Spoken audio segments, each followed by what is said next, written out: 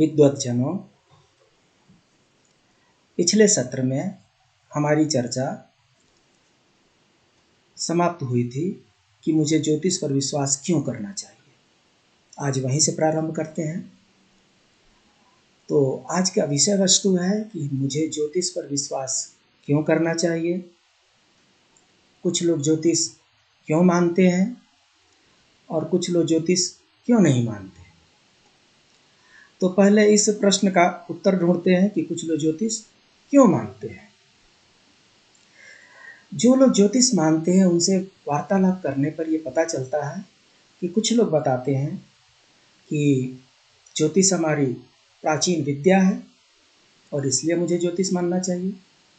कुछ लोगों का ये कहना है कि ज्योतिष हमारी सनातन संस्कृति की धरोहर है, इसलिए मुझे ज्योतिष मानना चाहिए। कुछ व्यवहारिक लोग भी हैं, उनका ये कहना है कि किसी ज्योतिषाचार्य ने जो फलादेश दिया था वो सही निकला और इसलिए वो ज्योतिष पर भरोसा करते हैं। अब हमारी ज्योतिष जो हमारी पुरानी विधा है, हमारी सांस्कृतिक धरोहर है, इस पर विश्वास करने चाहिए, ये कुछ बातें उतनी आधार पर बैठती नहीं है। किसी ज्योतिषाचार्य ने अच्छा फलादेश दिया, हो सकता है कि उनका तुक्का लग गया हो, या हो सकता है कि उनका एक फलादेश सही हो गया हो। तो सिर्फ इस आधार पर हम ज्योतिष को मान लें, ये तो बात कुछ सही नहीं जमती। जो दूसरे तरीके के लोग हैं, उनका अपना जो आधार है कि वो ज्योतिष क्यों नहीं मानते, उनका कहना यह है कि आधुनिक युग के विज्ञान में ज्योतिष को कौन मानता है। कुछ लोगों का ये कहना है कि किसी ज्योतिषाचार्य जी से हमने फलादेश कराया था और वो सत्य नहीं निकला, इसलिए ज्योतिष नहीं मानते। ज्योतिषाचार्य जी से आपने फलादेश कराया था और सच नहीं हुआ, इसके बहुत से कारण हो सकते हैं। हो सकता है कि वो ज्योतिषाचार्य विद्वान हो, जो डेट बताया गया हो उसमें कुछ वेरिएशन हो, कुछ टाइम बताया गया हो उसमें वेरिएशन हो, कुछ स्थान बताए गए हैं उनमें वेरिएशन हो, कुछ क्लेरिकल एरर आ गया हो, या ज्योतिष महोदय के अपने कुछ ज्ञान की सीमाएं हों। तो कोई एक फलादेश गलत हो गया, इसके चलते हम ज्योतिष ना माने, ये भी आधार कुछ सही नहीं लगता है। तो अब समय ये आ गया है कि हमें अन्वेषण करना चाहिए कि हम ज्योतिष पर विश्वास हमें करना भी चाहिए या नहीं करना चाहिए। विद्वत्जनों, आप लोगों के समक्ष कुछ डेटा प्रस्तुत किया जा रहा है, कृपया ध्यान से देखें और स्वयं ही निर्णय लें कि ज्योतिष पर भरोसा करनी चाहिए या नहीं करनी चाहिए। ये हमारा सोलर सिस्टम है, हमारी पृथ्वी सौर मंडल का एक ग्रह है, and in solar system sun is the ultimate source of energy. सूर्य जो है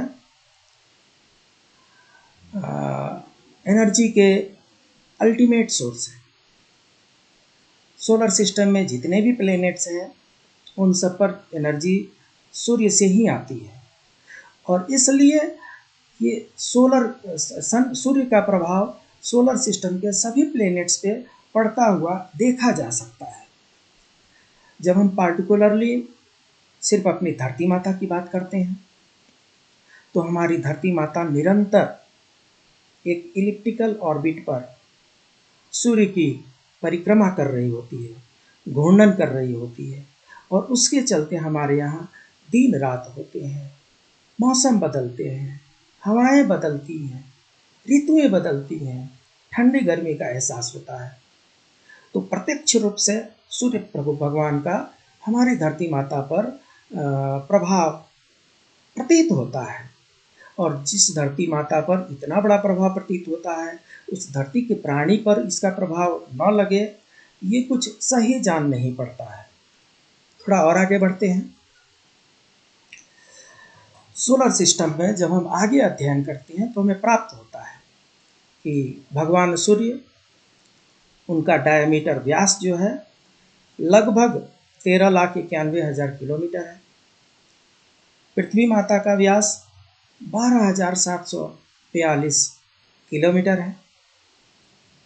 और सबसे बड़ी आश्चर्य करने वाली बात यह है कि जब सूर्य के व्यास में पृथ्वी के व्यास से भाग दिया जाता है तो लगभग 108 उसका उत्तर आता है। ये वही 108 है जो माला में मनकों की संख्या होती है। ये वही 108 है जो हमारे साधु संत, सिद्ध साधु संत अपने नाम से पहले श्री श्री 108 लगाते हैं। ये वही 108 है जो ब्रह्म शब्द की व्याख्या करने से प्राप्त होता है। ये वही 108 है जिसकी सनातन धर्म में बहुत ही विशेषताएं बताई गई हैं। हमारे पुरातन ऋषि मुनियों ने, ज्ञानियों ने, सोचने की बात यह है कि उनको कैसे पता था कि ये 108 नंबर जो है यही सही नंबर है। जितने लोग साइंस के विद्यार्थी हैं उनको पता है दूरबीन की खोज लगभग 1608 ईस्वी में हुई थी। तो जब दूरबीन का आविष्कार ही 1608 ईस्वी में हुआ तो वेद पुराण जो 5,000, 10,000, 20,000 वर्ष पहले के हैं, रामायण महाभारत की गाथाएं जो चिर प्राचीन है, उस समय हमारे ऋषि मुनियों को कैसे पता था कि 108 जो है कुछ ऐसा नंबर है जिसका सूर्य और पृथ्वी से गहरा संबंध है। जो ऋषि मुनि बिना दूरबीन के अपनी इन नग्न आंखों के द्वारा किसी न किसी शक्ति द्वारा ये जान लिए कि सूर्य और पृथ्वी के व्यास में 108 का फर्क है, 8 गुने का फर्क है, मुझे लगता है कि उनकी बातों पर विश्वास करना चाहिए। उन्हीं का कहना है कि ज्योतिष का हम पर प्रभाव पड़ता है। तो जिनके कैलकुलेशन इतने सही हैं उनकी बात पर मैं क्यों ना भरोसा करूं और मुझे ज्योतिष में विश्वास क्यों नहीं करना चाहिए। दूसरा जो तथ्य है वो मैथमेटिक्स में परिधि आती है, सर्कमफेरेंसेस आते हैं। सूर्य का जो परिधि है वो 43,66,813 किलोमीटर है। पृथ्वी की परिधि 40,075 किलोमीटर, ये अप्रॉक्सीमेटली है। आश्चर्य की बात है जब सूर्य की परिधि में पृथ्वी की परिधि को भाग दिया जाता है तो पुनः 108 का वो चमत्कारिक अंक सामने आ जाता है। उस समय के ऋषि मुनियों, ज्ञानियों को कैसे पता था कि 108 जो है चमत्कारिक संख्या है हिंदू सनातन धर्म में, जबकि दूरबीन का आविष्कार तो 1608 इसमें हुआ था। कमाल की बात है। और ऐसे सुपर कंप्यूटर्स को जो ये बताते हो कि सूर्य की परिधि और पृथ्वी के परिधि में 108 गुने का फर्क है, उनकी बातों पर हम भरोसा क्यों न करें कि ज्योतिष सही है। और इस बात से भी मुझे ज्योतिष में विश्वास बढ़ता जाता है। कुछ और आगे डेटा देखते हैं। सर्वविदित है पृथ्वी और सूर्य के बीच की दूरी लगभग 15 करोड़ किलोमीटर है। सूर्य का व्यास, जैसे कि पहले भी बताया गया था, लगभग 13,91,000 किलोमीटर है। जब हम सूर्य और पृथ्वी के बीच की दूरी 15 करोड़ में सूर्य का व्यास 13,91,000 किलोमीटर को भाग देते हैं, आश्चर्य की बात है, पुनः आश्चर्य की बात है, पुनः 108 का वो अंक, जादुई आंकड़ा फिर से आ जाता है। हमारे ऋषि मुनियों को कैसे पता था? दूरबीन का आविष्कार तो 1608 ईस्वी में हुआ है। और उससे भी बड़ी चमत्कार की बात यह है कि पृथ्वी और सूर्य के बीच में लगभग 108 सूर्य को सजाया जा सकता है। 108 सूर्य अगर पृथ्वी से सूर्य के बीच में रख दें तब जाकर के पृथ्वी से सूर्य की दूरी पूरी हो जाती है। कैसे पता था हमारे ऋषि मुनियों को? जिन ऋषि मुनियों, ज्ञानियों को ये अद्भुत ज्ञान पता था, वही अद्भुत ज्ञानी बताते हैं कि ज्योतिष में विश्वास है, ज्योतिष का मनुष्य के जीवन पर प्रभाव पड़ता है।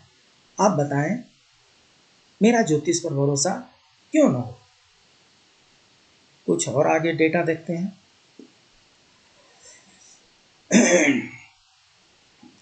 पृथ्वी का उपग्रह चंद्रमा, चंद्रमा घूर्णन करते हुए एक इलिप्टिकल पाथ पर परिक्रमण करते हैं पृथ्वी का, और इस परिक्रमण के चलते और घूर्णन के चलते कृष्ण पक्ष, शुक्ल पक्ष, पूर्णिमा, अमावस्या, एकम, जुद, दूज, तीज तिथियां बदलती रहती हैं।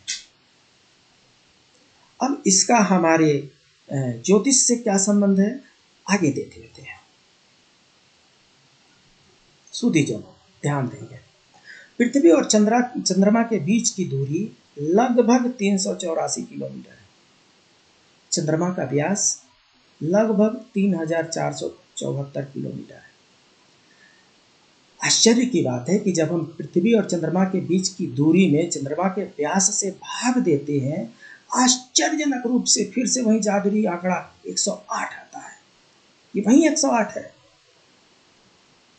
जितनी मनकों की संख्या होती है माला में, ये वही 108 है। जिसको अपने नाम के आगे लगा लेने से श्री 108 श्री श्री लगा लेते हैं, ये वही 108 है, जिनका सनातन धर्म में कई मायनों में बहुत ही प्रभाव है और बड़ा ही पवित्र नंबर माना जाता है। और इस दूरी को अगर ध्यान से देखा जाए तो समझ में आता है कि लगभग 108 चंद्रमा को पृथ्वी से चंद्रमा के बीच में सजाया जा सकता है। कैसे पता था? हमारे पुरातन ऋषि मुनियों को कैसे पता था कि चंद्रमा और पृथ्वी के बीच में 108 चंद्रमा को सजाया जा सकता है? और वही 108 नंबर जो है हमारे सनातन धर्म में एक चमत्कारिक अंक है, एक पवित्र अंक है। जबकि दूरबीन का आविष्कार, दूरबीन की खोज 1608 ईस्वी में हुई थी। ये सब बातें हमें बताती है कि हमारे पुरातन ऋषि मुनि जो थे वो हमसे कहीं पहुंचे हुए थे। वो कंप्यूटर ही नहीं, सुपर कंप्यूटर थे। तो जो सुपर कंप्यूटर पृथ्वी और चंद्रमा के बीच की दूरी पता कर सकते हैं, जो सुपर कंप्यूटर पृथ्वी और चंद्रमा के बीच में ये बता सकते हैं कि 108 चंद्रमा सुशोभित किए जा सकते हैं, उन सुपर कंप्यूटर पर हम भरोसा क्यों न करें? जिस सुपर कंप्यूटर के बताने से यहाँ पर पूर्णिमा, अमुक तिथि को पूर्णिमा होगी और अमुक तिथि को अमावस्या होगी, इसका हमें आभास होता है। मुझे लगता है कि उस सुपर कंप्यूटर्स की बात हमें माननी चाहिए। और इन कारणों से मेरा ज्योतिष पर भरोसा और बढ़ता जाता है। कुछ और आगे देखते हैं। ज्योतिष का जो लोग ज्ञान रखते हैं, पंचांग का जो लोग ज्ञान रखते हैं, उनको पता है कि जो 27 नक्षत्र हैं, उन 27 नक्षत्रों में एक ज्येष्ठा नक्षत्र होता है। नक्षत्र मीन्स ग्रुप ऑफ स्टार्स होते हैं। तो एक ज्येष्ठा नक्षत्र होता है, वृश्चिक राशि में पड़ता है। ज्येष्ठ का मतलब होता है बड़ा। ज्येष्ठा मतलब बिगेस्ट। जब दूरबीन की खोज की गई, जब दूरबीन का आविष्कार हुआ, तब आज के वैज्ञानिकों को पता चला कि ज्येष्ठा जो है वो सूर्य के व्यास से 7 गुना बड़ा है, सबसे विशाल तारा है। सबसे विशाल तारा जिसका पृथ्वी पर प्रभाव पड़ सकता है, वो उसका नाम है ज्येष्ठा, एंटेरियस। इन्होंने इंग्लिश में उसका एंटेरियस नाम रखा है, हिंदी में उसको ज्येष्ठा, संस्कृत में उसको ज्येष्ठा बोलते हैं। कमाल की बात है, हमारे पुरातन ऋषि मुनियों को कैसे पता था कि ये तारा जो वृश्चिक राशि में, यही सबसे बड़ा तारा है। तभी तो इसका नाम ज्येष्ठा रखे। दूरबीन का आविष्कार तो 1608 में हुआ था। और साइंस के विद्यार्थी एग्री करेंगे कि पृथ्वी से ज्येष्ठा तक की जो दूरी है वो 554.5 लाइट ईयर लगता है वहां तक की दूरी को पार करने में। लाइट ईयर, ये किलोमीटर नहीं है, ये माइल नहीं है, ये 554.5 लाइट ईयर लगता है, प्रकाश वर्ष लगते हैं पृथ्वी से वहां तक जाने में। पृथ्वी से ज्येष्ठा तक पहुंचने में कई जन्म लग जाएंगे, इतनी दूर है वो। दूरबीन भी नहीं था। फिर हमारे ऋषि मुनियों को कैसे पता चल गया कि ज्येष्ठा सबसे बड़ा तारा है? और जिन ऋषि मुनियों को ये पता चल गया कि ज्येष्ठा सबसे बड़ा तारा है, उनकी बातों पर मैं क्यों न भरोसा करूं? मुझे ज्योतिष में क्यों नहीं विश्वास करनी चाहिए? इसके बाद थोड़ा सा और नज़र डाल लेते हैं। कुछ लोग कहते हैं कि कैसे पता चलेगा कि ज्योतिष का हमारे जीवन पर प्रभाव पड़ता भी है कि नहीं पड़ता है। मान लिया कि ज्योतिष है ये, मान लिया कि पृथ्वी और सूर्य की दूरी की गणना हमारे ज्योतिषियों ने कर ली थी, मान लिया कि पृथ्वी और चंद्रमा की दूरी की गणना हमारे ज्योतिषियों ने कर ली थी, लेकिन हमारे उनको हम ज्योतिष का हमारे शरीर पर, पृथ्वीवासियों पर प्रभाव पड़ता है, ये हम कैसे मान लें?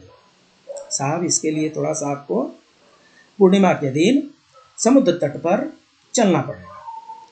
पूर्णिमा के दिन समुद्र तट पर चलने पर हमें पता चलता है कि पूर्णिमा के दिन जब सूर्य और चंद्रमा एक रेखा में हो जाते हैं, एक लाइन में हो जाते हैं, उस समय पृथ्वी पर सबसे बड़ा ज्वार भाटा होता है। उस पृथ्वी पर जिसका 3/4 हिस्सा जल से भरा हुआ, उस 3/4 हिस्से को सूर्य और चंद्रमा अपनी आकर्षण शक्ति से अपनी तरफ खींच लेते हैं।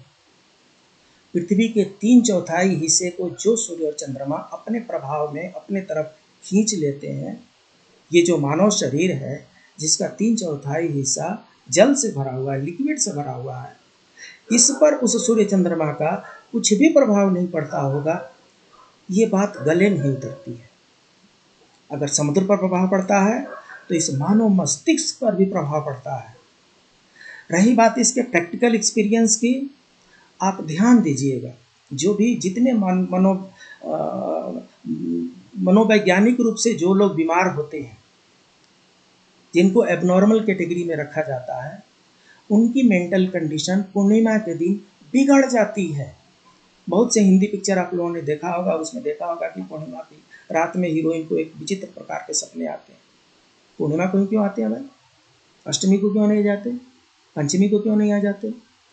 तो पूर्णिमा के दिन सूर्य और चंद्रमा का हमारे धरती पर, हमारे शरीर पर, हमारे मन पर, हमारे मस्तिष्क पर अधिक नियंत्रण रहता है और इसलिए हमारा शरीर, हमारा मस्तिष्क उनके द्वारा प्रभावित होने लगता है।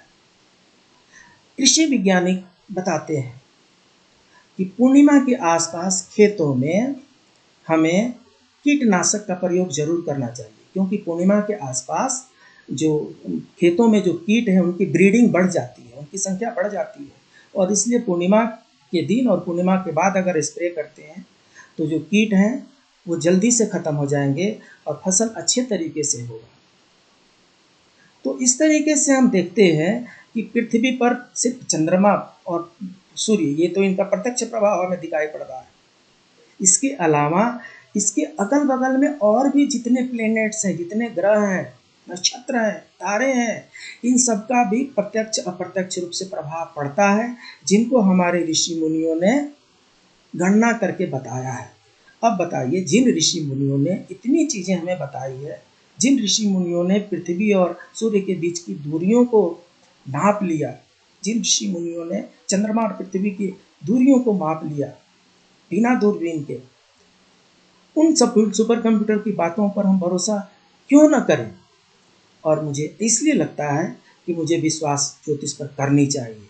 और सबसे बड़ा सवाल ये आपके सामने है कि आपको ज्योतिष पर विश्वास क्यों नहीं करना चाहिए?